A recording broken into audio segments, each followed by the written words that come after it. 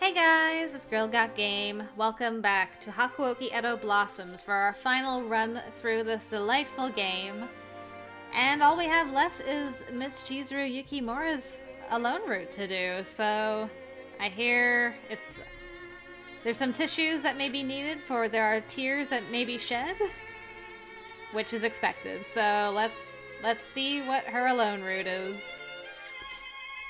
Yukimura's story is about to begin. Here we go. Oh, look at our girl. Aw, she got her own little picture. That's nice. We just jump straight into it. Okay, we also have a prologue. That's good. Because I don't fully remember. I just know that I think we went to Sen. Can't remember for sure now. Fill me in, game. Winter 1864. In order to find my father, with whom I'd lost contact, I, Chizuru Yukimura, visited Kyoto. In that city, I bore witness to a horrifying secret hidden within a group called the Shinsengumi, the Fury, a creature with white hair and crimson eyes. Luckily, I was saved from the vicious clutches of the Furies by Saito and Okito of the Shinsengumi. Ah, listen by name. Because I had discovered the Shinsengumi's secrets, it was proposed that I live with the Shinsengumi men since they were also searching for my father. As such, I was to serve under Hijikata as the commander's page, a role I performed proudly. So thus began my life with the Shinsengumi. I'd heard rumors, well, whispers really, that the Shinsengumi was little more than a bunch of crooked ronin, but my life with them proved otherwise. Their commitment to protect the safety of Kyoto made them the last of a dying breed. True samurai. It set them apart from those who only craved power. I remember one such time where three men claiming to be demons, Chikage Kazuma, Kyuju Amagiri, and Kiyo Shiranui, confronted the Shinsengumi. I discovered that I too was of demon lineage, which explained why they'd been pursuing me. I had also met Sen, a young, charismatic princess in Kyoto, who revealed to me the secrets of my birth and inspired me to learn more about my people. Nice. Our situation, however, became increasingly dire. Anti-shogunate sentiments were growing intensely throughout the country, and the war between the shogunate and the Satsuma Choshu seemed inevitable. Then, finally, the Battle of Toba-Fushimi had begun. Without any expertise on the battlefield, I worked in Osaka Castle's infirmary, and the Satsuma Choshu were victorious. Genzabaru Inoue, Suzumu Yamazaki, and many others were taken from us in battle. Hijikata, deciding to put forth all efforts into retaliating against the Imperial Army, urged me to forge my own path away from the Shinsengumi. Right. And we were like, yeah, you're right. He let us go. Rest in peace in Inoue and Yamazaki. Here we go.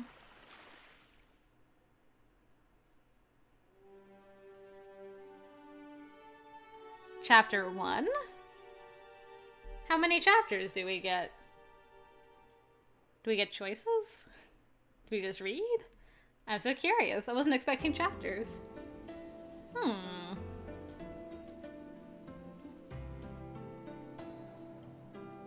Achievement unlocked. Welp. I guess I'm alone. January 1868. I greeted the shores of Edo with dragged feet and a heavy heart alongside the downtrodden men of the Shinsengumi. Okay, I didn't go to Sen. I got that confused with Chikage's thing. I went with them, but I'm forging my own path. Got it. Fearing to incur the wrath of Hijikata during our final moments in Osaka Bay, I did as he told and returned to my old home located on Edo's quaint outskirts. My childhood home had grown dilapidated, having been neglected for over 4 years with overgrown weeds and unkempt shrubbery covering the yard. All better now. After spending my first day back tidying up, I sat on a woven cushion, taking a moment to catch my breath. My heart felt weary as the silence tickled my ears. Ever since Father had gone missing and I had taken the long-distant trip to Kyoto, I felt at odds with the world, alone in carrying my cumbersome thoughts. In this moment, they were particularly distracting. First, I contemplated the fates of those who were injured during the Battle of Toba-Fushimi. When last I saw Okita, tightly bundled in sheets in a bed on the returned ship, his body was pale, gaunt, and tattered, unlikely to ever wield a sword again. Soji. Even now, in the eerie solitude of my home, I couldn't help but shake the memory of my time with the Shinsengumi, however far away they were. I'm so curious, is Dad and sister brother just gonna let us chill? Is Demon Hubby gonna let us chill? Do we just have a story with those shenanigans still happening, but we're just not in love with anybody? I pursed my lips, watching the outside scenery. Hello? Excuse me, is Chizuru here? A familiar voice called out to me from the entrance.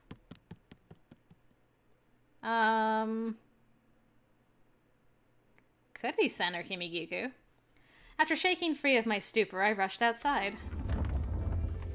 It's both of you! Yay! Sen! And Kimigiku? What are you two doing here?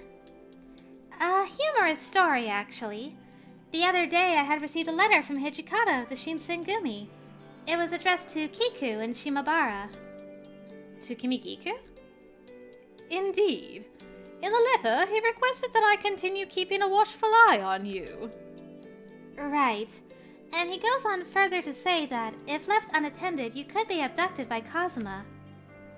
For what it is worth, I believe his correspondence was initiated out of concern for your well-being.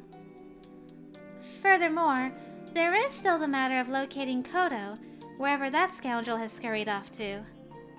Ah, I see. Fret not, however, for now that I have arrived, you needn't worry about a single thing. Oh, right. Thank you, Sen.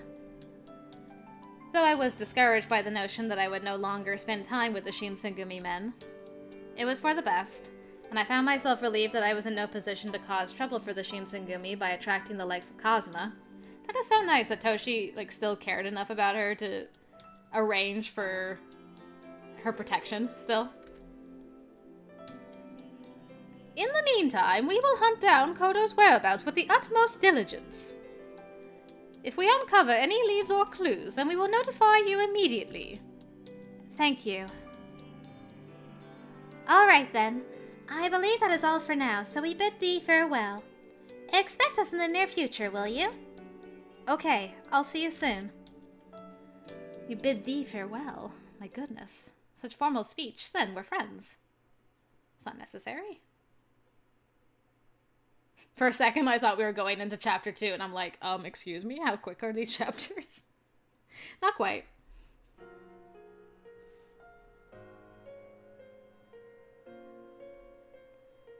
From time to time, Sen and Kimigiku interrupted my bouts of loneliness with surprise visits, but my father's whereabouts, perhaps expectedly, were still an enigma, and each visit brought less joy. March arrived, and spring along with it, filling the air with fragrant remainders of seasons long since past. Thought that was gonna be reminders. Remainders. Toshi, you're checking in on me. Hey, Yukimura, you in here? Oh my goodness! Hijikata! One moment, please. I'll be right out. I ran frantically to the entrance, practically gliding across the tatami mat, and as I slid the door wide open, an old friend was standing to greet me. Hey! I was hoping you'd be all changed. Now I get to ogle you. What's the dumb grin for? Is there something wrong with my outfit to you? No, of course not. It's not bad, at all, really. It's just... I barely recognized Hijikata. He was clad in a well-tailored black coat with gold trimmings and his family crest emblazoned on the front. His hair, once flowy and bound into a ponytail, was trimmed short, hanging just above his shoulders. He gazed at me with somber eyes, which had been my truest indication that the man in front of me was, in fact, Toshizo Hijikata. So somber purple eyes. To catch you up, we've been ordered to march to Kofu to tackle the Imperial Army head-on. They're totally modernizing the army, starting with these new westernized uniforms. Ah, I see. While keeping one ear fixed on what Hijikata was saying, I took pleasure in briefly visualizing how the rest of the troop may have looked in new uniforms. Yeah, you did, girl. It goes without saying, but our men were crushed back in Tobafushimi because of the Satsuma Choshu's advanced weaponry. I'll be damned if it happens again. Remembrance of their defeat was fresh in Hijikata's eyes, which he calmly averted to the side as he spoke. Both Inoue and Yamazaki, whose lives were tragically stolen during the Battle of Tobafushimi, seemed to smile at me as I distracted myself with their memory. You don't think you will lose the next one, do you? I can't afford to, kid. Times for retribution don't often get offered on a silver platter like this. The curtness of Hijikata's response gave me some relief, though only just a tad. What's her name? Princess Sen? She bothered to contact you at all? Yes, she visits me from time to time. Ah. Well, good to hear. I hear the two of them are sniffing around for a sign of Kodo, the slippery bastard. In any case, I hope you find him soon. Right. Well, I guess I'll be heading out. Take care, kid. Okay. Please send everyone my regards. Sure. Guess it can't hurt to tell you, but everyone has been worried about you. Aw, guys. Oh no, the tears are starting. Without another word, Hijikata spun around and sauntered away from my doorstep. Leaves crackled underneath his wide footsteps, and as his back grew smaller in the distance, I couldn't help but tear my eyes away. Long after he was no longer visible, I kept my gaze fixed, waiting for the amber sun to set. Bye, Toshi. Thanks for filling me in and letting me ogle you in your new clothes.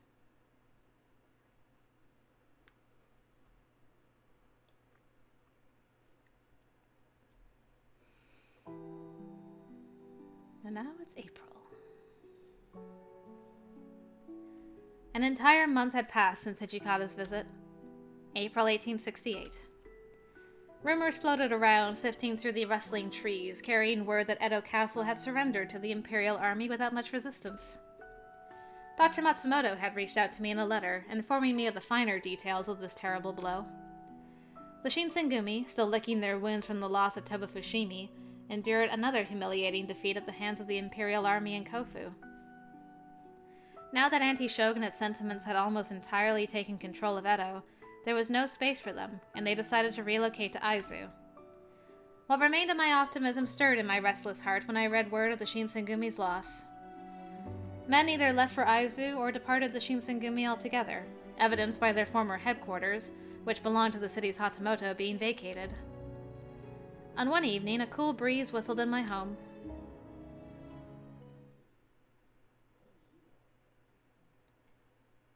I finished my tea and prepared myself to sleep in my futon when footsteps startled me awake. Chizuru, you still awake? Sen's voice echoed from near my front door, and I quickly lifted the futon cover and ran to meet her. Sen, what's wrong? It's rather late, isn't it? My sincerest apologies for bothering you at this hour, but I promised I would only come if the news were pertinent. Mind if we speak inside? This cannot reach any unwanted ears. Yes, of course. Please, come inside. So, what did you want to discuss? I intend not to elicit any fright, but odd rumors have circulated in Edo since the Imperial Army arrived. Rumors? Indeed. Apparently, monsters with pure white hair are wandering the city streets murdering people. Could it be? My first inclination was that the Shinsengumi's own Fury Core had grown unruly. But they have all left Edo, have they not? Right. I struggled to imagine why the Fury Core would travel back to Edo, of all places, simply to feed, and Sen tilted her head as she watched me contemplate. It was dangerous for the Shinsengumi here, doubly so during evenings in which Imperial soldiers kept almost every street corner under tight patrol. Pardon if my speculation sounds unfounded, but perhaps we need to consider the possibility of another set of Furies, aside from the Shinsengumis, coming to Edo and killing innocent citizens. Another set of Furies? As the meaning of Sen's words sank in, I suddenly recalled a faint memory and audibly gasped. It was something that hadn't been brought to my attention since I resided in Kyoto. Father, having offered his set of skills to many suitors, often associated with Imperial nationalist warriors. Sen, could it be? Nothing is certain yet, but I believe the likelihood to be quite high. Kodo possesses a knowledge of the water of life that far surpasses any other person. I suspect that, after his mysterious disappearance from the Shinsengumi, he may have solicited the western domains with access to his serum. My body went numb, as if all of my blood had drained from out of my feet, and I trembled from nervousness. My father, who had previously dedicated his life to treating patients from deathly illnesses, was now... I stopped myself from entertaining the thought, reluctant to believe Father was capable of that. But I hesitated just as easily to think that Sen would voice her speculations without any grounds. So had Father actually... Forgive me. I realized rather shamefully how irresponsible I may have been in telling you. Oh, please, it's nothing like that. My voice trailed off and silence hovered between us. I ordered Kiku to investigate the Fury sightings that have made waves around the city. If pursuing this frightens you, then we will manage this mission ourselves. But... Before Sen had a chance to finish, I cut her off and offered her the first thing that came to mind. Sen, I humbly ask that you allow me to join you. Chizuru! Sen was taken aback, her eyes widening upon hearing my sudden request. I would have been lying if I'd said that I wasn't scared to witness the murders with my own eyes. But I needed to overcome my fear because... if it truly is my father committing these crimes, then as his daughter, I share the burden of stopping him. Sen probed me with a long, drawn-out stare, curling her lips curiously to examine my sincerity. Eventually, she replied, Very well, then. Both Kiku and myself will be within arm's length to ensure no harm comes to you. Thank you, Sen. Alright, we're teaming up with the girls again. I got into a new change of clothing, and Sen led me to a rendezvous point to meet up with Kimigiku. Father had been allegedly hiding within an old abandoned Hatamoto mansion. This way, you two! I've discovered an entrance where we can enter without any detection from guards. Ah, fantastic as always. Excellent work.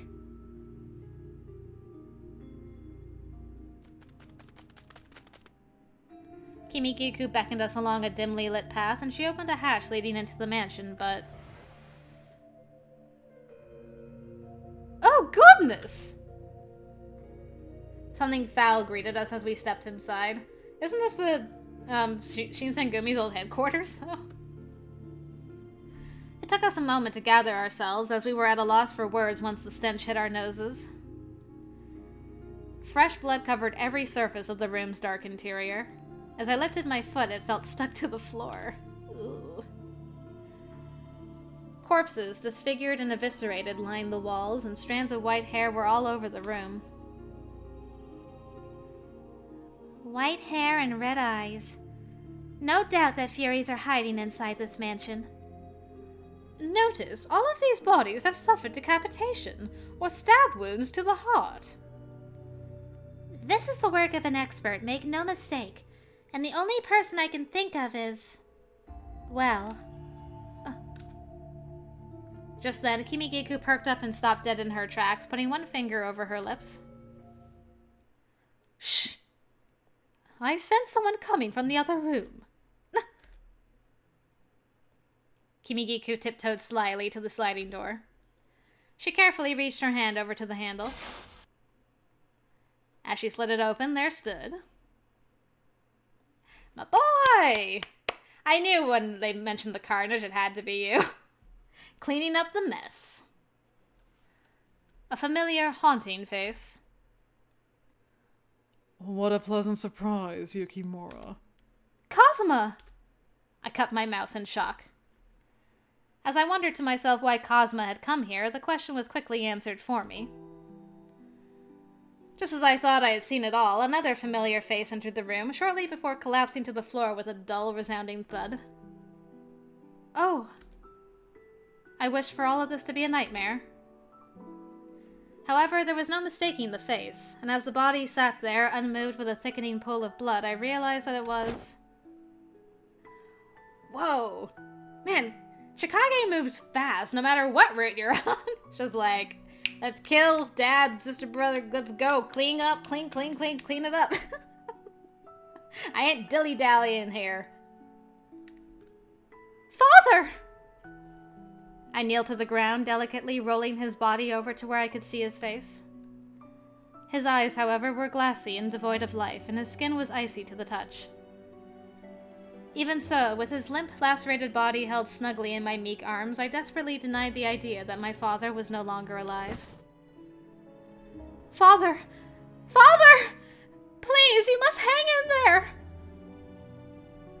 No matter how many times I called his name or shook his body, there was no response. It's futile. Save your breath. He's already dead. Kazuma muttered nonchalantly, sneering as I shot him a seething glare. I could barely eke out a word without trembling from anger.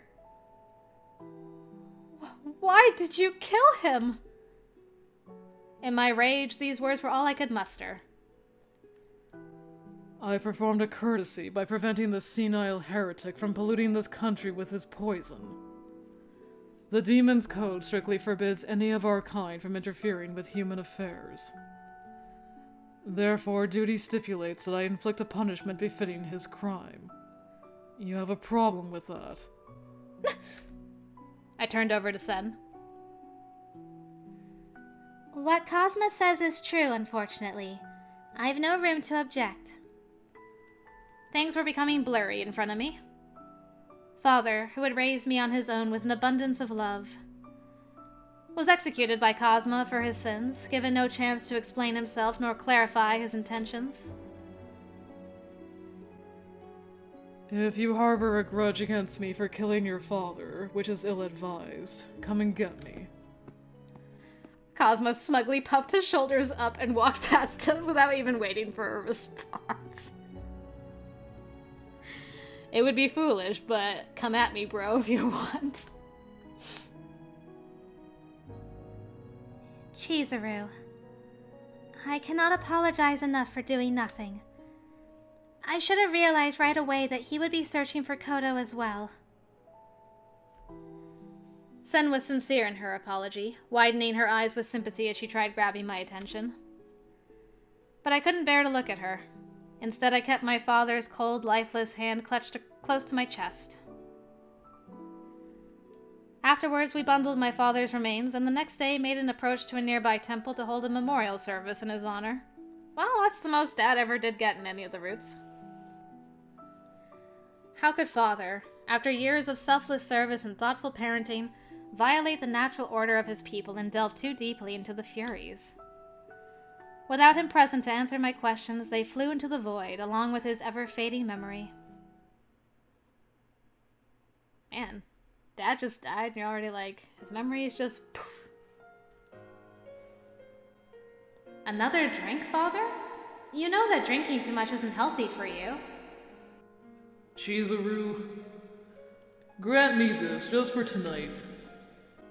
Is this, about the patient who passed away recently? That it is. I understand that it cannot be helped, but Witnessing the loss of a child, once so precious and innocent, it truly gets to you. It reminds me of the time when you were still so little, Chizuru. Huh? Why? Had I contacted measles when I was younger too, Father? No, that isn't it. After Father tipped the sake cup into his mouth, emptying its contents in one swift gulp, he continued musing as if he were talking to himself. Sometimes the best of us are stripped of their lives before they have a chance to live it. And sometimes the worst of us live for longer than they ever deserve, and their sins go unpunished. The world turns, and we are made to watch. Father. I opened my eyes, and a dark, nondescript ceiling appeared overhead. That was a dream. My eyes throbbed from soreness as a stream of tears dripped down my hot cheeks. I loved Father, faults and all. He had never turned away a single patient, nor had he skimped anyone on the attention they deserved. It was impossible to deconstruct my perception of him, just as it was to imagine that someone of his nature could perform depraved, unthinkable acts. In the end, he was a victim of circumstance, one that had been decided by Cosma, of all people.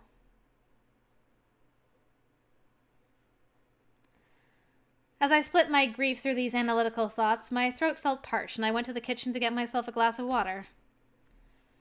Getting myself back into my futon was proving difficult, so instead I awaited the sunrise, basking in its warm glow, alone and with an untied heart. Sometimes the best of us are stripped of their lives before they have a chance to live it. And sometimes the worst of us live for longer than they ever deserve, and their sins go unpunished. The world turns, and we are made to watch. A thought came to mind, one that hadn't in any way been corroborated by my father, but I connected the dots, realizing that he may have been referring to the destruction of my clan at the hands of wily, enraged humans. I wondered to myself why Father hadn't ever mentioned anything about our heritage, or about the death of our people in conversation with me. Perhaps it was a trauma too difficult to bear, and he would only reveal them to me when I came of age. Alas, the answer never came to me. I feel so bad that she's not, getting any closure. Although we're just beginning, maybe she will get closure eventually. I went into town hoping to purchase some fresh produce and ingredients for dinner when... Extra, extra, come get your copies!